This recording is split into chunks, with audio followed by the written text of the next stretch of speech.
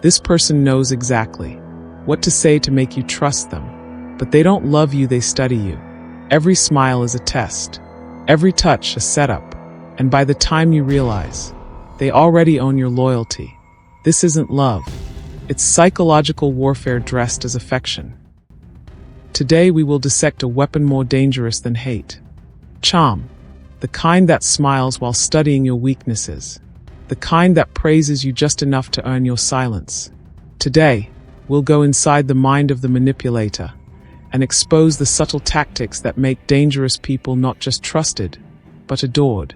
If you've ever asked yourself, why did I let them in? This isn't just a video. It's a mirror. What if I told you the person you're falling for, the one who makes the world fade away, who seems to understand the hidden corners of your soul, who sees you like no one else ever has? What if I told you they aren't interested in love? Not your love, anyway. What if they are building your cage, bar by gilded bar, with your own dreams? You've felt it, haven't you? That magnetic pull, that intoxicating feeling of being utterly, completely seen. It feels like destiny, like coming home after a long exile. But listen closely. The most dangerous predators don't roar, they purr.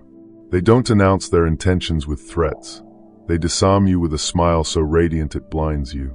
They win your trust, meticulously, patiently, before they begin to break you. Why does charm feel like love? We are conditioned, almost from birth, to value charm, to equate it with warmth, social grace, inherent goodness. It's the golden ticket in social interactions, the currency of first impressions, the lubricant that smooths the path to connection. We naturally gravitate towards the charismatic, the effortlessly confident, the smooth talkers, the ones who hold court and make everyone feel special. We admire it, even envy it. But have you ever truly stopped to dissect it?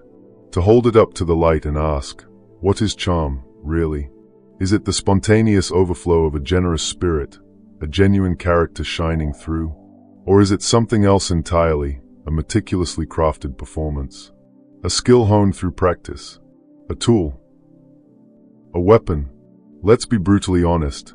Charm, in the hands of the strategically ruthless, the narcissist, the sociopath, the skilled manipulator, isn't about fostering connection. It's about establishing control. It's the velvet glove, soft and inviting, hiding an iron fist ready to crush. It's the art of making you feel safe while leading you into danger. Let's pull back the curtain on the biochemistry of seduction. When you encounter this overwhelming charm, this relentless love bombing, your brain isn't just pleased, it's chemically hijacked. It's flooded with dopamine, the pleasure chemical, inducing a state of euphoria that feels incredibly addictive, like the best drug you've ever known. Simultaneously, oxytocin, the bonding hormone often called the cuddle chemical, surges, creating a powerful, often dangerously premature, sense of deep trust and profound intimacy, sometimes overnight. They shower you with laser-focused attention, lavish praise, mirroring your deepest desires and unexpressed needs, making you feel like the absolute center of their universe. It's intoxicating, overwhelming, irresistible. But notice the pattern. Observe closely. The intense, dizzying highs are almost inevitably followed by sudden, inexplicable withdrawals, moments of confusing coldness, unanswered texts, vague excuses, only to be replaced, just as you start to panic, by a sudden return to warmth and adoration. This isn't the natural ebb and flow of love. This is calculated intermittent reinforcement. It's the exact psychological mechanism casinos masterfully employ to keep gamblers chained to the slot machine, pulling the lever again and again, desperately chasing that elusive, diminishing jackpot. You become chemically addicted, not truly to the person, but to the cycle itself, the roller coaster of intense pleasure and sharp relief, the desperate, exhausting chase for that initial, perfect high. Your trust is their greatest weapon, and your brain chemistry becomes their unwitting accomplice. Beneath the shimmering surface of this dazzling performance lie sophisticated psychological weapons, honed over time, designed specifically to exploit your deepest human needs and vulnerabilities. First, and perhaps most fundamental, is mirroring. This goes far beyond simple imitation. They subtly, expertly adopt your mannerisms, your speech patterns, echo your opinions, especially the controversial ones, reflect your cherished dreams and secret fears back at you with uncanny, startling accuracy. You think, finally, someone who truly gets me, my soulmate. But it's not genuine compatibility, it's sophisticated camouflage. They aren't like you, they are studying you, becoming a perfect, customized reflection designed solely to lower your defenses and create an instant, powerful rapport. They don't love you, they study you. Then comes the poison dart of future faking. Grand, sweeping promises whispered in moments of manufactured intimacy, the idyllic house in the country, the world travels, the soulmate connection that transcends time, the perfect family, the life you've always yearned for. These visions are painted with such conviction, such detail, they feel incredibly real, tantalizingly attainable with them. But these futures are shimmering mirages in a desert of deceit, designed purely to secure your emotional investment, your unwavering loyalty, your deepening dependency, with absolutely no real intention of ever bringing them to fruition. It's an emotional down payment on a dream they never, ever planned to build. And perhaps the most insidious, most damaging weapon in their arsenal, selective attention. They possess an unnerving, almost psychic ability to zero in on your core insecurities, your unhealed past wounds, your most deeply buried unmet needs, not with the intention to heal or support, but to use them as levers for control. They listen with an intensity that feels like profound empathy, hanging on your every word, asking probing questions. But it's listening with calculation, not compassion. They are learning exactly where your emotional armor is weakest, where the cracks in your psychological foundation lie. They then offer validation, comfort, and understanding precisely where you crave it most, positioning themselves as the sole reliable source of the emotional nourishment you desperately need. This isn't kindness, it's strategic reconnaissance.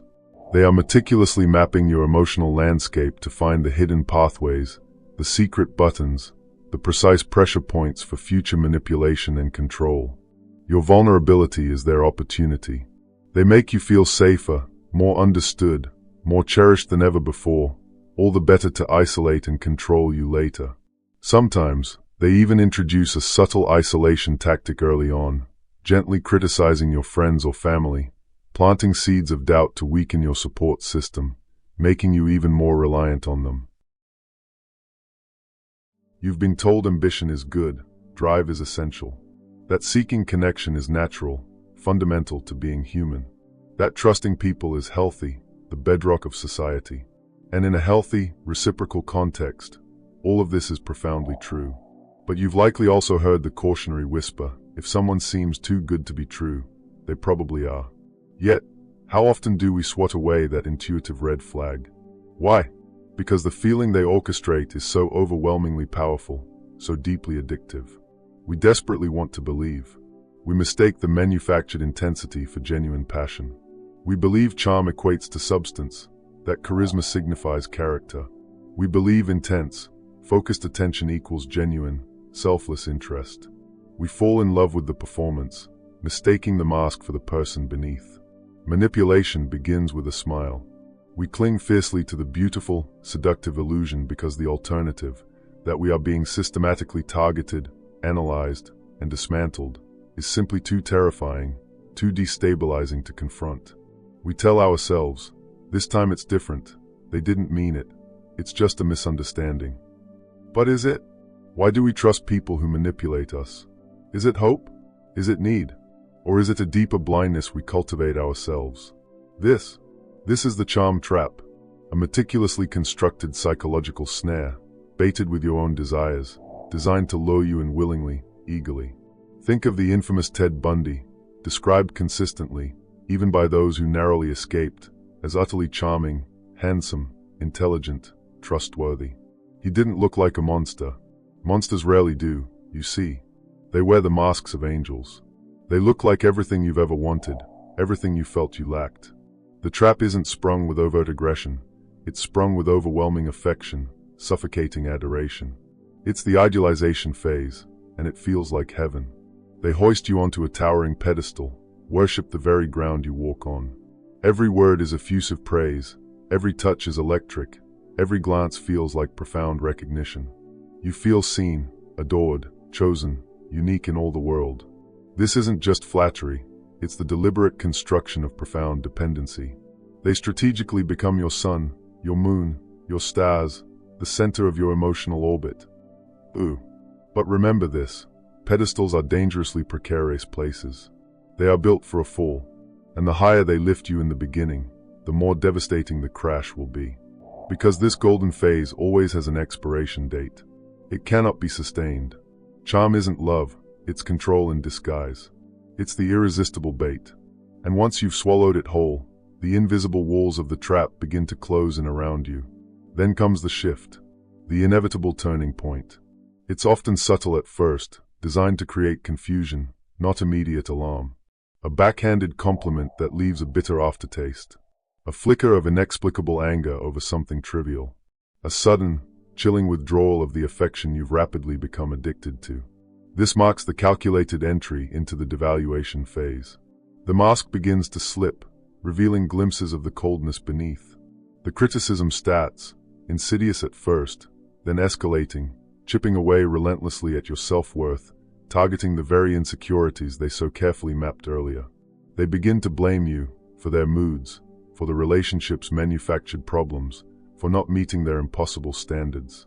You find yourself constantly apologizing, walking on invisible eggshells, desperately trying to figure out what you did wrong, how to regain that initial golden glow, that feeling of being cherished and adored. You're caught now, firmly, in the toxic cycle. Idealize, devalue, discard, or the constant threat of it. Hoover, sucking you back in with calculated bursts of charm and remorse. Repeat. Each rotation tightens the invisible leash, eroding your sense of self, your reality. The cycle of charm always ends in pain. You're no longer pursuing love, you're desperately, frantically trying to avoid punishment and abandonment. Your emotions are their playground, and they are masters of the game. Now, the logical part of your brain might still be protesting. This wouldn't happen to me. I'm too smart, too independent, too aware. Let me dismantle that dangerous piece of denial right now. Intelligence, education, success, these offer remarkably little protection against this insidious form of emotional hijack. Why? Because these manipulators don't target your intellect, they bypass it. They target your humanity, your fundamental need for connection, validation, belonging, love. They exploit your empathy, weaponize your hope, prey on your deepest fears. Therapists, CEOs, academics, lawyers, artists, seasoned professionals, people you'd consider sharp, discerning, grounded, successful, fall victim to charming manipulators every single day. It's not about being naive or foolish. It's often about having unmet emotional needs, perhaps stemming from childhood, perhaps from past hurts, needs that the manipulator expertly unearths and promises to fulfill. Why do smart people fall for manipulators? Because the attack comes through the heart's unguarded gate, exploiting emotional vulnerabilities that logic often fails to recognize or protect until it's far too late. They find the crack, insert the wedge, and begin to pry your world apart. So, how do you defend yourself in this hidden war? How do you build your inner armor against this pervasive, insidious form of deception? It begins with a fundamental recalibration of your understanding. Accept this truth deep within your bones. Charm is the mask of control. Start there. Then, learn to trust patterns, not pretty words whispered in the dark or grand promises painted in bright colors. Words are cheap, easily manufactured. Patterns reveal true character and intent.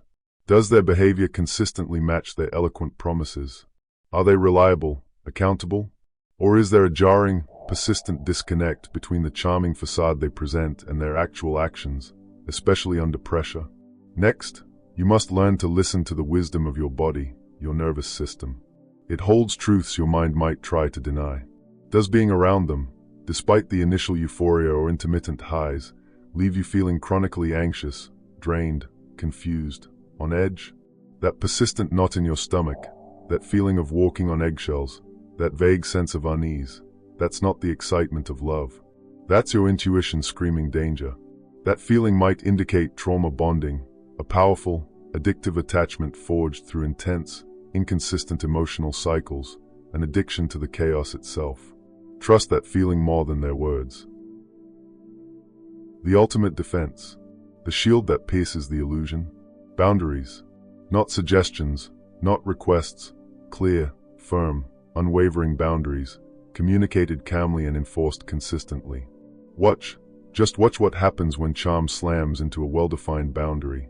A genuinely respectful person may ask for clarification, but they will ultimately respect your limit. A manipulator, however, hates boundaries.